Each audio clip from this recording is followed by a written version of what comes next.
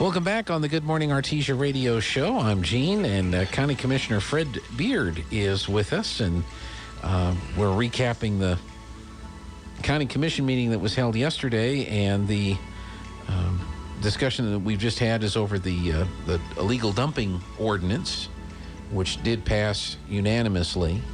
And so it sounds like the commissioners, any concerns that you may have had over unintended consequences or down the road problems that might come up from this, in your mind, were addressed. We went to great lengths on a couple of meetings to address this, to be sure that this doesn't mirror in any way, shape, or form what they were trying to pass 3-4 years ago. That really, they packed that room full of mad people. Mm-hmm. With that one, I don't think it did pass, but yeah, we're not going over after private property as far as your house, your property's your castle. Mm-hmm. So leave it alone if you want to, as long as it's not affecting your neighbor. Yeah. So that's good. Well, let's move down the list. What's next? Well, we had a lot of reports from our financial director, Roberta Smith. She spent a lot of time going over Lodger's tax report, mid-year finance review, budget priorities and objectives, budget versus actual versus revenue and expenses. I have never heard over budget mentioned so many times. And it was mentioned as we had budgeted X number of dollars and we've got more dollars. We're over budget on all of the income coming in. It's oil and gas, obviously. Mm-hmm. We're doing about 16 million barrels oil and gas a year. We're in January, and the projected revenues from oil and gas where we projected it. Everything coming in between now and the end of the fiscal year is a bonus. Wow. We're so far ahead of everything. Eddy County is in good shape. We're doing a lot of things. People can see what's been done on the roads. We're trying to figure out, this is a big problem. What are we going to do with all this extra money? So I have some ideas. Yeah, we've all got some ideas. But it is good. I mean, life is good in Eddy County. Yeah. We're not Bernalillo. We're not Santa Fe. We're doing good down here. Mm-hmm. We've got probably the best sheriff in the state down here. We handle things very well. So, and I think the reason that we're taking more fentanyl off the street than any place else, a part of it is because we're close to where it's coming across the border. The other part is the sheriff's office. So it's life is good in Eddy County from the respect of what we're doing, our income, our sheriff's department, our roads. There's a lot that's already been done, and of course there's other things to be done. There's a lot of ideas, and I guess as far as government goes, we're anxious to see what we can do with that money to benefit the citizens of Eddy County. So now, is there any concern that the people up in Santa Fe who are working on their budget might come down and that's been some money? Big concern of mine all along, because they know it. It's all public information. We need to encumber this money where they can't get at it. So that's on the list. So we've got some things we need to do. So more road work is among them. There's been a lot of work done at the landfill out at Sandpoint. That's much more efficient the way it's working. Takes less people to operate it. There's a lot of good things being done. Talked about last time, the sheriff asked for 4 deputies, so we gave him 6. So, it's a good position to be in. It's a fun position to be in. Yeah. Over budget has taken a whole new meaning in Eddy County. Well, and there's some people that can remember when it wasn't the case. No, not that long ago.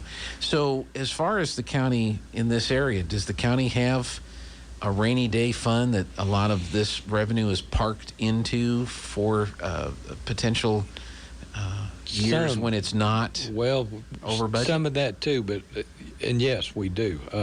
particularly with lodger's tax, but it's a pittance compared to the overall budget.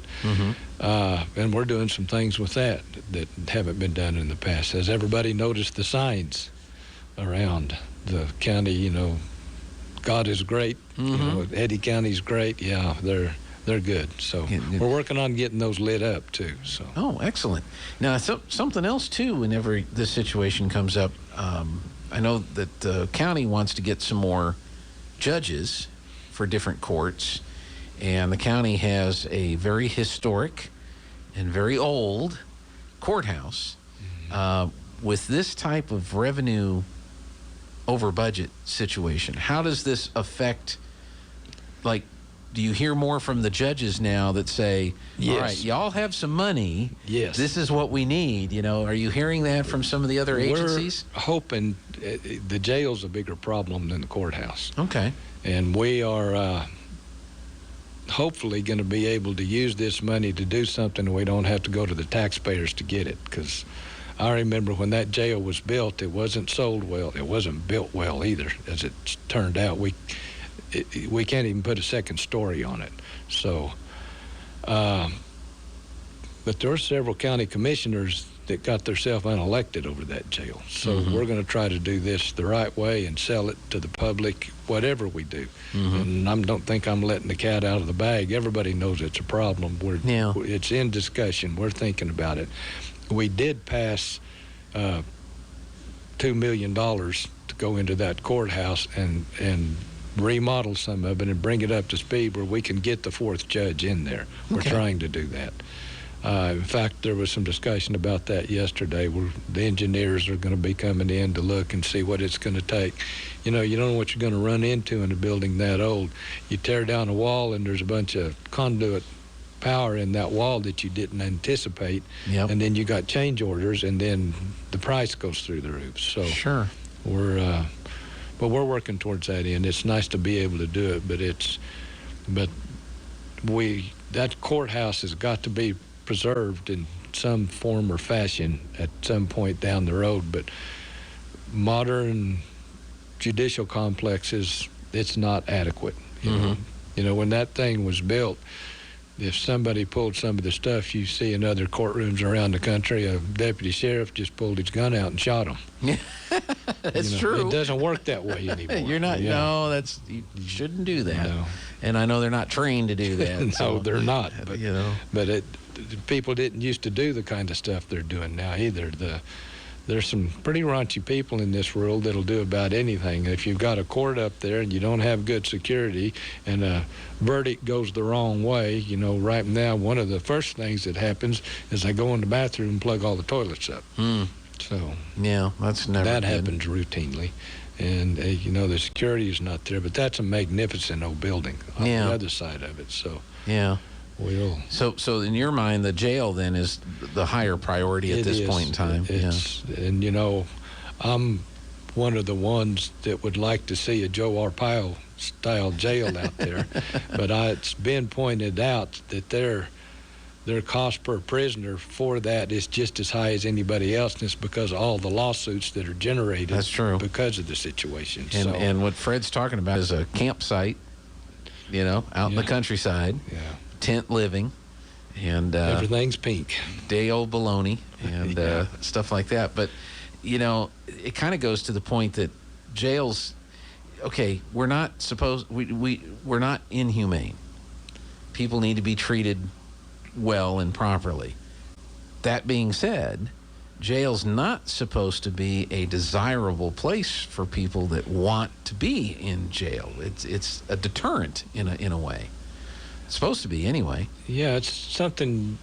It's supposed to be an experience you don't want any more of. It's supposed to be a deterrent, and you know, for some people maybe it's not. You know, especially they get in there, and it's a ongoing complaint. You know, you get somebody, they get busted for addiction or what have you, and they finally get a good sentence, and they get 60, 90 days in jail, and they kind of get cleaned up and get to feeling pretty good, and then they get out, and maybe it's not long enough. Maybe they need to go to something like Avalon or Rehab Center. But there's a lot of them that just repeat. They get out, and 30 days later, they're right back in there. So, But that goes back to the drugs. We need to stop the drugs. So. Well, and you have some ranch land south. I think yours borders Texas, right? You're not on the Almost. I go south end of the ranch is a couple of miles from Texas. From Texas, but you're not on the Mexican border. No. A little east of that. But you mentioned earlier the sheriff and their efforts to do fentanyl, and I know they've been a part of some sweeps in and around the area the last few weeks, where they've been trying to round up folks that are just violating the law. When the sheriff speaks, how bad is the fentanyl and the drug problem in Eddy County right now? Well, we had a 11, 12-year-old boy here a while back that got into some of his mother's stash, and they had his funeral not too long ago. There's a lot of overdoses going on. Yeah, it's bad stuff, and I learned something new. I thought they were taking these pills. Well, the story is you can't take the pills because it'll kill you. You've got to smoke them. So, yeah, I don't know. Yeah. It blows my mind, but yeah, it's all coming from China. I mean, that's common knowledge. Everybody knows it, Yeah, and it's coming up through old Mexico. You got 10 or 12 boxes of test kits coming in, and right in the middle there's 2 or 3 boxes of fentanyl. So, who knows? I hope they're Mainly separated. It's going into Mexico, and it's sorted out there, and the gangs are bringing it through. But Yeah. something that Sheriff Cage has touched on, and I'm seeing some of it finally being touched on by national news. None of those people come across that border from Mexico unless they've got a green light from the cartels. The cartels control that border, not our border control. Yeah. They do. And unless you've paid them off or you're carrying drugs or something, you don't come across that border from And then Mexico. we're putting them in airplanes and just flying them all over the country and depositing them in the middle of the night. How can that even be legal? But It's not, but no, it's not. But that doesn't seem to matter anymore. yeah, So. no, it's extremely frustrating for a lot of folks right now that are watching that going on. We've got about 5 minutes left. Was there anything else that came out of the county commission meeting yesterday of note? Okay, we did pass a resolution opposing the 2021 adopted New Mexico congressional districts. Okay. I don't think it'll go anywhere. I think with the New Mexico Supreme Court being all Democrats, I don't think there's a chance that they will overturn this. But there was a lot of discussion about it. I mean, it's so obvious that this is gerrymandering and that's supposed to be against the law. So, but I don't know. Maybe with the election coming up, the good news about this, I see the way they diluted some of those CD1 and CD3 to try to get at a vet over here. They may set themselves up for 2 Republicans going to D.C. instead of 1. Yeah. Time will tell, but I do know one of the congressional candidates, or not congressional candidates, one of the gubernatorial candidates dropped out of that race after seeing this map, and now he's running for a congressional seat. Which one was that? That'd be Luis Sanchez. Okay. So, and that's doable. He lives in that South Valley. He's well known. So that's going to be interesting. Yeah. Well, it's so obvious to so many people that it's flat out in your face gerrymandering. Yes. And is it Jerry or Gary? This is back to Queen or Queen. Yeah. Whatever it is, it's not right. Yeah. And and it's so obvious what they're doing. I mean, I don't know what the county did with your realignment and what the city of Artesia did with their realignment. It was just minor tweaks, moving some neighborhoods or some streets, blocks here and there to get everything in line, but it's not. It's the way this was supposed to be. These all, we're in I think we're part of that district. Jim CD, I think it'd be CD3. Taos is in that district. Yeah. And it runs right down the middle of the street in Hobbs. Yeah. All the way down the east side of the state. Yeah. That's obvious. In a you're big splitting counties. Yeah. You're splitting cities. That's not the way it's supposed to be.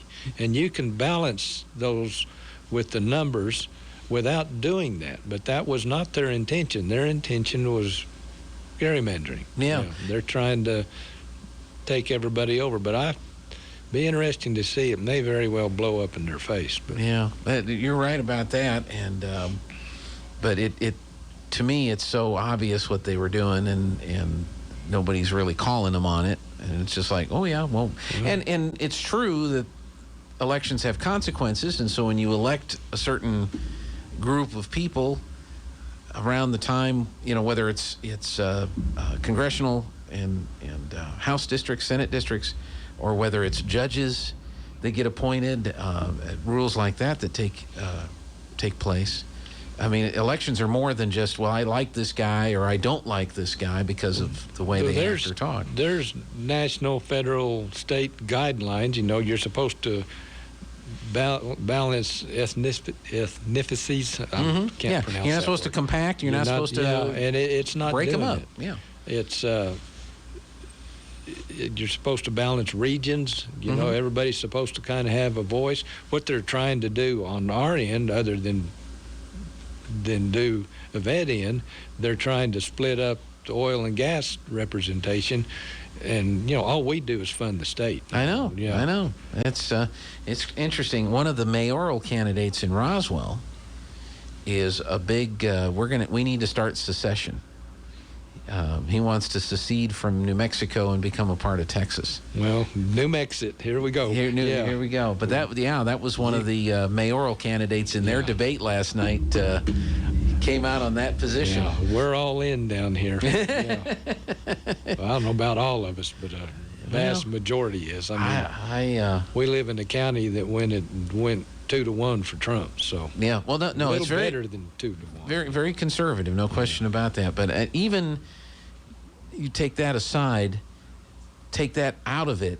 There's no way you can look at the way these congressional districts are drawn up and think that is fair to the people that live in those different parts of the state. From an economic and cultural standpoint, there's no commonality between Taos and Hobbs.